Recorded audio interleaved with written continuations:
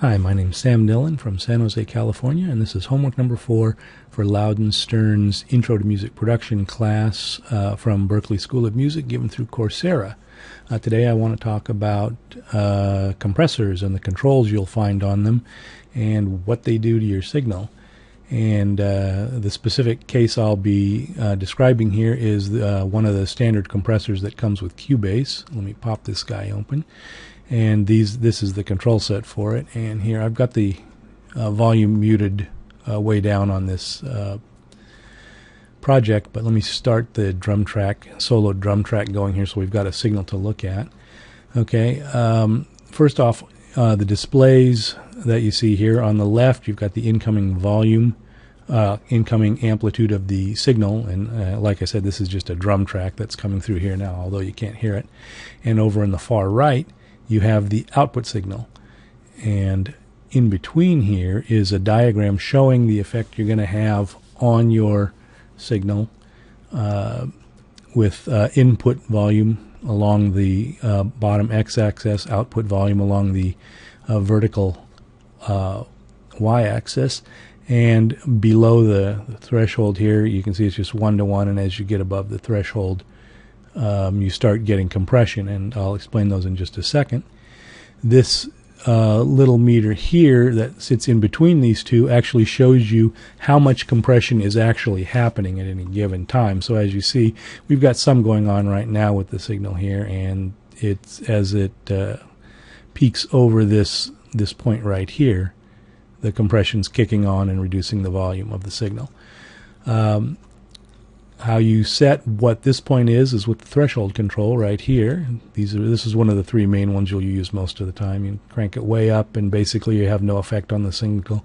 You can crank it way down and it'll start compressing as soon as it gets any signal at all. Typically it's, for me anyway, I find it's up around here somewhere, minus 20 dB or so, somewhere in that range. The ratio is how much output you get compared to the input. So this is a 2-to-1 compression. So you're getting for every 2 units of input volume, you're getting 1 unit of input volume coming out. So you can see as it goes up about 2 here, you only get about 1 out on the diagram there. And then once you do have some compression, let me crank it up a little bit more so so you can see what's going on here. You're actually losing output volume because you're compressing the loudest stuff. You're reducing the level of the loudest stuff. You're probably going to need to increase the gain a little bit in order to keep the level up in the entire mix. And that's what this makeup knob is for. So you can crank that up, and as you can see, as I crank it up too high here, you can see I'm actually peaking. The output is too loud at this point, but that's just to demonstrate the idea that this affects the output signal. So there we go here. So I'd probably keep that down around there because I want the output to be roughly the same as the input once I'm done anyway, despite what the compression does.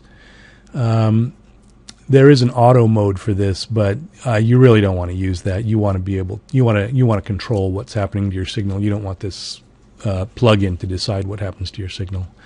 The other interesting controls that get a lot less use, at least in my case, are the attack, hold, and release, and that is how fast the volume compression comes on once the threshold has been exceeded, and that's just in milliseconds. So you can clip things off just immediately as the volume rises, or you can sort of round it off, if you will, so that you just kind of take out the edges of the transients, but you don't really you don't clip them off.